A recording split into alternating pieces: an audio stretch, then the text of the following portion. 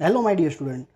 ये वीडियो में हम क्लास 9 की लेटेस्ट एनसीईआरटी के 6th chapter how forces affects motion के एक्सरसाइज का फर्स्ट क्वेश्चन डिस्कस करेंगे।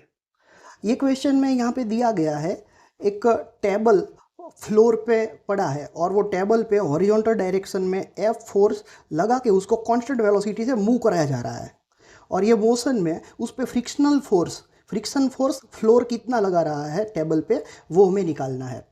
तो इसकी ये जो मोशन है, वो मोशन और फोर्सेस यहाँ पे ये एनिमेशन में दिखाया है। यहाँ पे आप देख सकते हो कि अप्लाइड फोर्स जो एप है वो फॉरवर्ड डायरेक्शन में, आगे की डायरेक्शन में, जिस डायरेक्शन में मोशन है वो डायरेक्शन में लग रहा है और फ्रिक्शन है वो पीछे की डायरेक्शन में लग रहा है। और यहाँ पे क्वेश्चन में ही गिवन है इसकी वेलोसिटी कांस्टेंट है।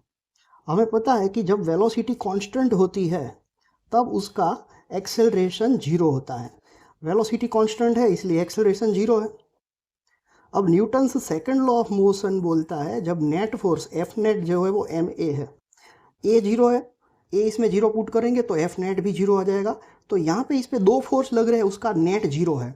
फॉरवर्ड डायरेक्शन के फोर्स को हम जनरली पॉजिटिव कंसीडर करते हैं, तो अप्लाइड फोर्स एफ पॉजिटिव है और बैकवर्ड डायरेक्शन का जो फ्रिक्शनल फोर्स है, ये फ्रिक्शन है वो नेगेटिव हो जाएगा, पीछे की डायरेक्शन में लग रहा है, उसको सब्ट्रैक्ट करना पड़ेगा।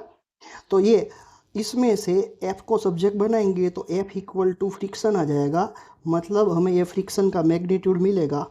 फ्रिक्शन का मैग्नीट्यूड जो अप्लाइड फोर्स F है उसके जितना ही लगेगा, बट वो फ्रिक्शन फोर्स है वो अप्लाइड फोर्स F के ऑपोजिट डायरेक्शन में होगा, मतलब मैग्नीट्यूड उसका अप्लाइड फोर्स F के बराबर और उसकी डायरेक्शन अप्लाइड फोर्स F के ऑपोजिट डायरेक्शन में होगी।